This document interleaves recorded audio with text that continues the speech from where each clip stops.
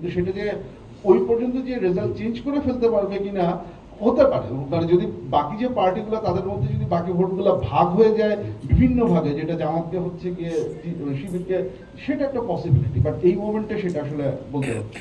আমি শুধু শেষ প্রশ্নটা করবো মির্জা ভাইকে, যদি একটু আমাদের এডুকেশন ওয়াইজ যদি আমরা যাই, সেখানেও কিন্তু সর্ট অফ ইন্টারেস্টিং দেখা যাচ্ছে যে একটু যারা এডুকেটেড ক্লাসের মধ্যে কিন্তু জামাত আর বিএনপি ডিফারেন্স অলমোস্ট নাই, তো এবং নন এডুকেটেডের মধ্যে আবার বিএনপি এগিয়ে আছে। তো এটাকে আমাদের জেনারেল একটা ট্রেন্ড, নন এডুকেটেডের মধ্যে যদি দেখেন আনুষ্ঠানিক শিক্ষা নেই, সেখানে আবার জামাত পিছিয়ে আছে।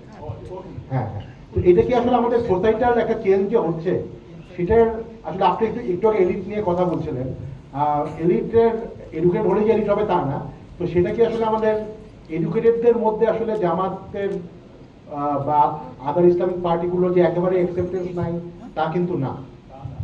না, তা তো ডেফিনেটলি না। মিডল ক্লাসের ভেতরে আমি যেটা বলেছি, আমার ধারণা ভুল হতে পারে, কিন্তু থিওলজিক্যাল রিজন দিয়ে শুধু চিন্তা করা যাবে না। ধর্মীয় আদর্শগত কারণ দিয়ে জামাতের পপুলারিটি মিডল ক্লাসে বাড়ছে যদি আমরা এখান থেকে ইনফার করি, শুধুমাত্র সেভাবে দেখলে হবে না। এটা আমি যেটা বলেছি, আমি ব্যক্তিগতভাবে অনেককে চিনি যারা অতটা ধর্মপ্রবণ মানুষ না, কিন্তু জামাতের কথা ভাবছে just as an alternative, as a third force. Awami League BNP দেখেছি, এখন আরেকটা দল দেখি, ট্রাই করে দেখি। এই ভাবনাটা which is a secular decision, তাই না, এটা ধর্মীয় ডিসিশন, সেটা কিন্তু আছে, সেটা আছে।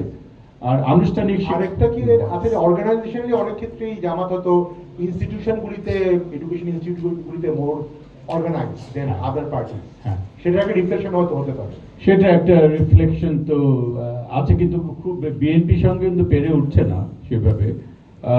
ডেফিনেটলি তার তো একটা ওখানে আছে, এটা অস্বীকার করার উপায় নেই।